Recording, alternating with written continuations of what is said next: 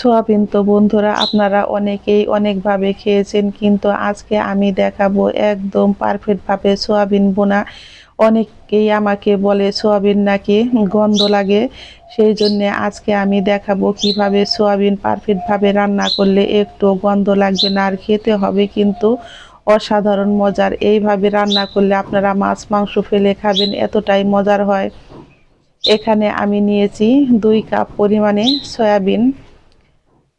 এখন আমি সয়াবিনটাকে কিন্তু বেশ ভালো করে একটু বেছে নিব, দেখবো যে কোনো ময়লা আছে কিনা। আমার সয়াবিনগুলোতে কিন্তু কোনো ময়লা নেই, আর এগুলো কিন্তু আমি ছোট দানার সয়াবিন নিয়েছি। চলে যাব চুলায়। চুলায় আমি একটা কড়াই বসিয়ে দিয়েছি, আর কড়াইতে দিয়েছি আমি বেশ কিছুটা পরিমাণে জল, হাফ চামচ পরিমাণে লবণ, আর আমি 2 টুকরা লেবুর রস দিয়ে কিন্তু সয়াবিনটাকে সিদ্ধ করে নিব।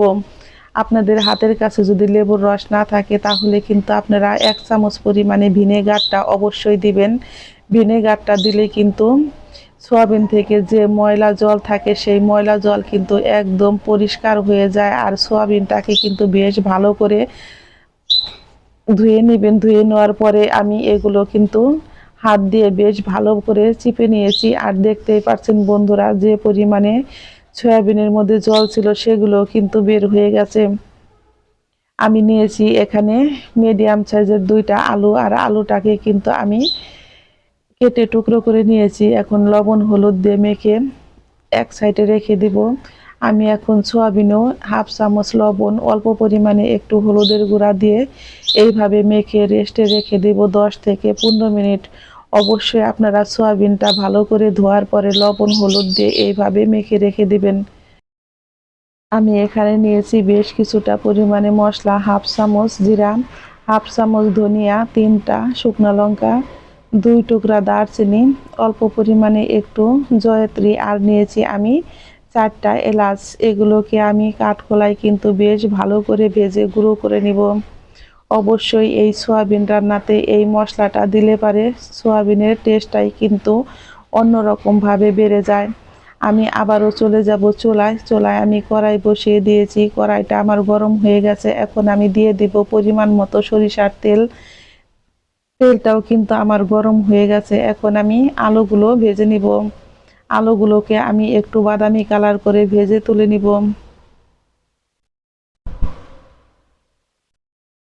যারা সয়াবিন খেতে চান না বন্ধুরা, তারাও একবার হলো এই সয়াবিনটা এইভাবে রান্না করে খান, তাহলে দেখবেন একদিন না আপনারা বারবার খেতে চাইবেন, এতটাই মজার হয়। আমি এখানে দিয়েছি তেজপাতা, শুকনো লঙ্কা, দারচিনি, এলাচ, আর অল্প পরিমাণে একটু জয়ত্রী, হাফ চামচেরও কম গোটা জিরে দিয়ে আমি ফোড়নটা রেডি করে নিব। আমার ফোড়নটা কিন্তু রেডি হয়ে গেছে। এখন আমি দিয়ে দিব বড় সাইজের একটা পেঁয়াজ কুচি। পেঁয়াজটা দিয়েও কিন্তু আমি একটু ভেজে নিব। পেঁয়াজটা বাদামি কালার করার কোনো প্রয়োজন নেই, একটু ভেজে নিলেই হয়ে যাবে। এই পর্যায়ে আমার রান্নার রেসিপি যদি বন্ধুরা ভালো লেগে থাকে অবশ্যই একটা লাইক করবেন, কমেন্ট করবেন, এবং যারা আমার নতুন বন্ধু আছেন তারা আমাকে একটা সাবস্ক্রাইব করতে ভুলবেন না। আমার নতুন এবং পুরাতন সকল বন্ধুদের জানাই আমি অসংখ্য অসংখ্য ধন্যবাদ। পেঁয়াজটা আমি একটু হালকা করে ভেজে নিয়েছি। এখন আমি দিয়ে দিব 1 চা চামচ পরিমাণে আদা রসুন শুকনো লঙ্কার পেস্ট। আমি এগুলোকে মিক্সার ব্লেন্ডারে পেস্ট করে নিয়েছি, আপনারা চাইলে কিন্তু শিলপাটায় বেটে নিতে পারবেন। এখন আমি এই মশলাগুলোকেও একটু 2 থেকে 3 সেকেন্ড বেশ ভালো করে ভেজে নিব। চুলার আঁচটাকে কিন্তু আমি একদম লোতে রেখেছি, কারণ এটা লোতে রেখেই ভাজবেন, তাহলে দেখবেন কড়াইটা পুড়ে যাবে না, আর আপনাদের কাজটাও কিন্তু একদম সহজ হবে। আমি দিয়ে দিয়েছি বেশ কিছুটা পরিমাণে কাঁচামরিচ চিরা, আর বড় সাইজের একটা টমেটো কুচি। আমি এখন আবারও 2 থেকে 3 মিনিট এইভাবে একটু ভেজে নিব। বন্ধুরা, কড়াইটা পুড়ে গেল কিন্তু আমাদের কাজটা অনেকটাই বেড়ে যায়, আর এই কাজ করতে কিন্তু অনেকটা কষ্টও হয়। সেই জন্য যখন নাকি আপনারা রান্না করবেন অবশ্যই চুলার আঁচটাকে ভাজা পোড়া করার সময় মিডিয়াম টু লোতে রেখে তারপরে ভাজবেন, কড়াইটা কিন্তু পুড়ে যাবে না। আমি দিয়েছি 1 চা চামচ পরিমাণে মশলা, হলুদের গুঁড়া। এখন আমি একটু জল দিয়ে মশলাটাকে বেশ ভালো করে কষিয়ে নিব। মশলাটা যত ভালো করে কষানো হয় ততই কিন্তু খেতে অনেক মজার হয়। আমি কিন্তু এখন চুলার আঁচটাকে আবারও বাড়িয়ে দিয়ে মশলাটাকে বেশ ভালো করে কষিয়ে নিব যতক্ষণ পর্যন্ত আমার তেল উঠে না আসে। মশলা থেকে আমার তেল উঠে এসেছে, এখন আমি দিয়ে দিব ভেজে রাখা আলু আর সোয়াবিনগুলো দিয়ে কিন্তু আমি এখন মাংসর মতো বেশ ভালো করে কষিয়ে নিব। এই সোয়াবিন যত ভালো করে কষানো হবে বন্ধুরা ততটাই খেতে কিন্তু মজার হয়। এইভাবে একবার হলো আপনারা রান্না করে খেয়ে দেখতে পারেন, আর আমি জানি এইভাবে রান্না করে খেলে আপনারা একদিন না বারবার খেতে চাইবেন, এতটাই মজার হয়। আমি এখন দিয়ে দিব হাফ চা চামচ পরিমাণে চিনি। চিনিটা সোয়াবিনে অবশ্যই দিবেন, তাহলে সোয়াবিনের টেস্টটা আরও দ্বিগুণ বেড়ে যায়। এখন আমি অল্প পরিমাণে একটু জল দিয়ে সোয়াবিনটাকে বেশ ভালো করে কষিয়ে নিব।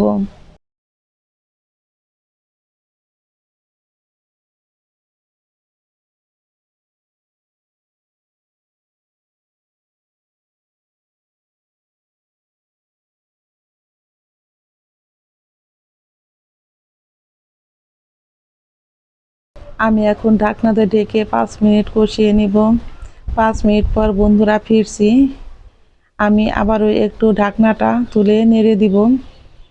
আমার পারফেক্টভাবে কষানো হয়ে গেছে। এখন আমি দিয়ে দিব পরিমাণ মতো জল। জলটা দিয়ে আমি সয়াবিন হাই হিটে এখন রান্না করে নিব। অবশ্যই চুলার আঁচটাকে এখন বাড়িয়ে দিবেন, বাড়িয়ে দিয়ে ঢাকনা দিয়ে ঢেকে রান্না করে নেবেন 5 মিনিট। আমি ফিরছি 5 মিনিট পর।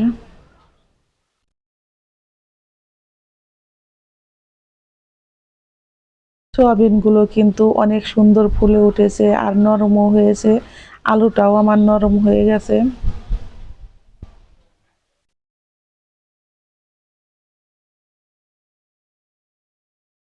এই সোয়াবিন ভুনাটা খেতে বন্ধুরা এতটাই মজার হয়েছে, ভাত রুটি পরোটার সাথেও কিন্তু আপনারা খেতে পারবেন। এখানে আমি দিয়েছি ভেজে রাখা মশলা, একটু লবণ লাগবে সেই জন্য আমি আবারও হাফ চা চামচ পরিমাণে লবণ দিয়েছি। পারফেক্টভাবে তৈরি হয়ে গেল বন্ধুরা আমার সোয়াবিন ভুনা।